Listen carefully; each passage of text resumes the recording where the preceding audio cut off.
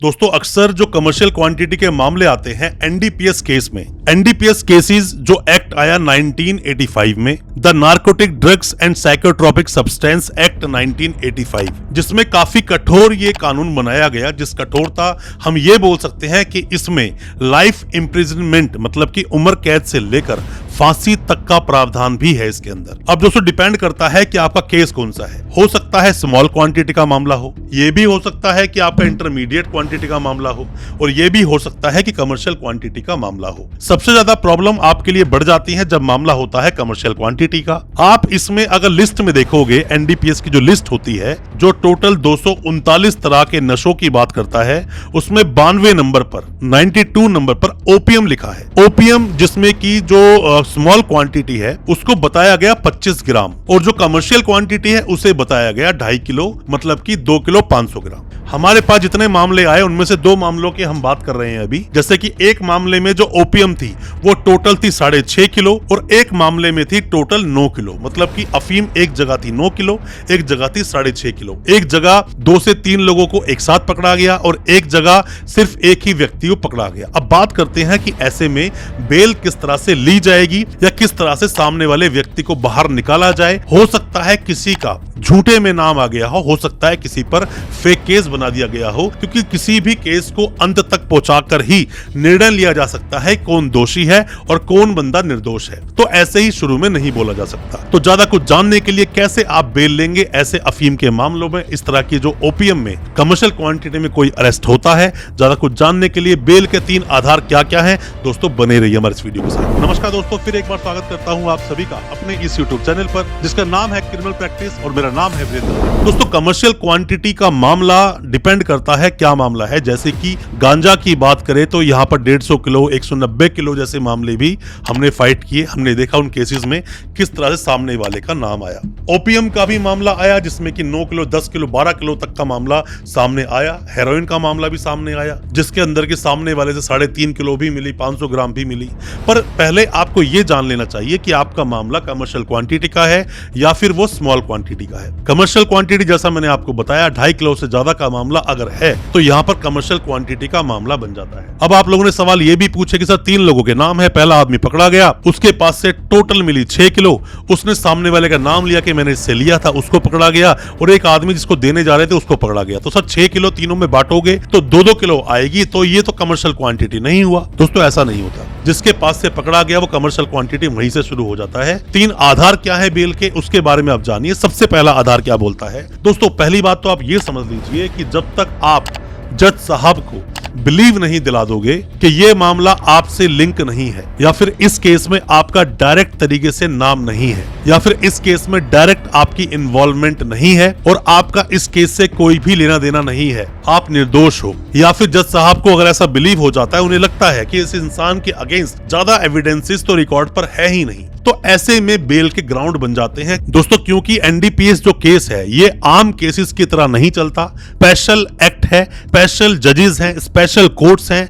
और commercial quantity में जल्दी से बेल नहीं होती। कोई भी वकील साहब है, कोई भी नए वकील साहब है, सबसे पहले आपको एनडीपीएस एक्ट की पूरी जानकारी होनी चाहिए, एक्सपीरियंस होना चाहिए, तभी आसानी सामने वाले की बेल करा पाओगे, केस आप जीत पाओगे। और अगर आप पर किसी पर भी ये केस है या फिर सगे संबंधी जानकार पर ये केस है तो ये वीडियो आपके बहुत काम का है। वीडियो को अच्छे से देखें। कोई भी जानकारी आप लेना चाहते हैं या फिर ऑनलाइन कंसल्टेंसी लेना चाहते हैं, दिए गए नंबर पर व्हाट्सएप करें या कमेंट बॉक्स में अपना सवाल पूछें, हम आपको रिप्लाई जरूर करेंगे। और हो सकता है हमारे किसी रिप्लाई से आपकी बेल हो सके, आप बरी हो सके, आप अपने केस से बाहर निकल सके। दोस्तों एनडीपीएस एक्ट को सेक्शन 37 और ज्यादा सीरियस बना जाता है, जिसकी वजह से आपकी बेल नहीं होती, क्योंकि इसमें लिखा है जितने भी मामले इस केस के अंदर होंगे वो सभी कॉग्निजेबल होंगे। और साथ में ही मतलब ये मान लीजिए कि सीधा तरीके से किसी भी व्यक्ति को अरेस्ट किया जा सकता है, स्मॉल क्वांटिटी हो, इंटरमीडिएट क्वांटिटी हो या फिर वो कमर्शियल क्वांटिटी हो। ऐसे में सीधे तरीके से पुलिस उन्हें अरेस्ट कर सकती है और लोगों को बेल नहीं दी जानी चाहिए। जिसमें सेक्शंस की बात करते हैं, सेक्शन 19 हो, 24 हो, 27 हो, ये सेक्शंस की बात करता है कि ऐसे में सामने वाले को बेल नहीं दी जानी चाहिए। तो यहां पर वही रूल अप्लाई हो जाता है, रीजन टू बिलीव, कि आप पर जज साहब बिलीव क्यों करें कि आपकी इस केस में इन्वॉल्वमेंट नहीं है। आपको ये प्रूव करना पड़ेगा कि जो अफीम मेरे पास से बरामद हुई है वो मेरी नहीं है, या फिर मेरा इससे कोई लिंक नहीं है, या फिर मुझे झूठा फंसाया जा रहा है, या फिर ये मान लीजिए कि वहां पर स्टेट के पास इतने एविडेंसेस ही ना हो, और कोई एविडेंस अगर हो भी तो आप उसको ब्रेक कर सकते हैं, तो ही दोस्तों आपको बेल मिलेगी। इतनी आसानी से बेल आपको नहीं मिलेगी। अब हम बात करते हैं दूसरे आधार की, जिस आधार पर आप बेल ले सकते हो। दोस्तों होता क्या है, जब भी कोई भी एनडीपीएस मामला सामने आता है और जब किसी भी व्यक्ति की अरेस्टिंग होती है, तो जब भी अरेस्टिंग होती है तो कई तरह के लकूनास टूट जाते हैं, मतलब कमियां रहती हैं केस में। अगर आपके वकील साहब बहुत अच्छे से उसकी गहन तरीके से स्टडी करके केस को समझें और अपने क्लाइंट से लगातार बात करें तो बेल होने के चांस बन जाते हैं। कुछ उसमें से मैं आपको मुद्दे बता देता हूं, क्या क्या मुद्दे होते हैं। जैसे कि पहला तो है सेक्शन 50 का नोटिस, उसकी प्रॉपर कंप्लायंस हुई या नहीं, या फिर सेक्शन 42 जो सर्च की बात करता है उसको आप देखिए, ये डिपेंड करता है केस टू केस। या फिर सीआरपीसी का सेक्शन 100, क्या उसकी कंप्लायंस हुई, मतलब इंडिपेंडेंट 2 विटनेस क्या लिए गए थे। साथ में ही जब भी कोई भी किसी भी कॉन्ट्राबैंड को जब्त किया गया, वहां पर सील होता है, मोहर की जाती है, तो सील मोहर की उसने अपने से वो सील अलग की या नहीं, इस पर डिटेल में मैंने वीडियो बनाया है, उस वीडियो को आप देखेंगे तो टेक्निकल चीजें भी इस केस की आप समझ जाएंगे, क्या क्या टेक्निकल चीजें होती हैं। जैसे कि एफआईआर कब दर्ज की गई, किस तरह से फर्द बनाई गई, ऐसी बहुत सारी चीजें दोस्तों होती हैं, वो सब आपको जाननी चाहिए। टेक्निकल पॉइंट्स पर भी आप बेल ले सकते हैं। पर मैं फिर बता दूं, आप अगर नए वकील साहब हैं, कोई भी लॉ स्टूडेंट हैं, आपका किसी भी केस में नाम आया है, सगा संबंधी जानकार कोई जेल में है, तो आप इन टेक्निकल मुद्दों पर ना जाकर केस में से भी काफी कुछ ऐसा निकाल सकते हो जिससे कि आपके व्यक्ति जो जेल में है उसकी बेल हो सकती है, यहां तक कि वो बरी भी हो सकता है। तो घबराने की जरूरत बिल्कुल नहीं है।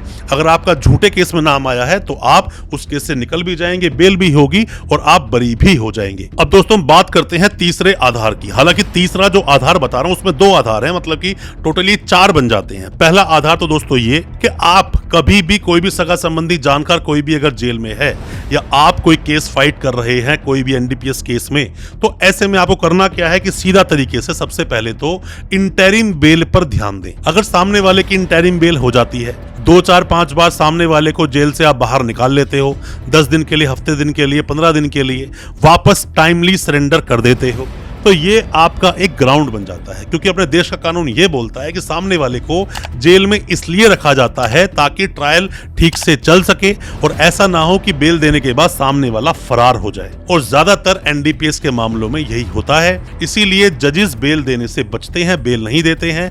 और एक और जो मैंने आपको बताया आधार बताने की बात, चौथा आधार ये भी है कि जब भी आप बेल लगाएं, आपने बेल लगाई, सेशंस कोर्ट ज्यादातर बेल को डिसमिस करते हैं, तो डिसमिस होने की वजह से आपको बिल्कुल भी सोचना नहीं चाहिए, टेंशन में आप मत आइए। कमर्शियल क्वांटिटी में इतनी जल्दी बेल नहीं होती है। हाई कोर्ट जाइए, सुप्रीम कोर्ट जाइए जरूर। हो सकता है कि सुप्रीम कोर्ट आपको 3-4 बार जाना पड़ जाए, आपका पैसा भी काफी खर्च होगा, मेंटली भी आप डिस्टर्ब हो सकते हैं, पर आपको ये फाइट तो लड़नी पड़ेगी अगर सामने वाले को जेल से निकालना है, वरना उसे सालों साल जेल में रहना पड़ेगा। यह भी हो सकता है कि पूरा ट्रायल कंप्लीट होने के बाद ही सामने वाले की बेल हो, उससे पहले बेल ना हो।